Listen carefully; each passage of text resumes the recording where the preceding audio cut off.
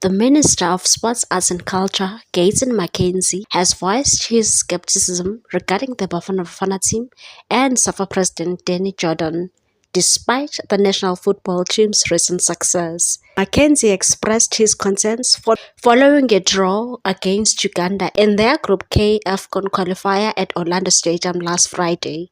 Even though Bafana Bafana earned the admiration of many South Africans earlier this year by securing a bronze medal at the Africa Cup of Nations in Ivory Coast, marking their first podium finish since 2000. Gayton remains unconvinced. His doubts extend to SAFA's leadership under Jordan, questioning their ability to deliver consistent results, and said, "I don't have a full confidence in Bafana or Danny Jordan. Right now, my confidence is in rugby, with the Springboks being the world champions."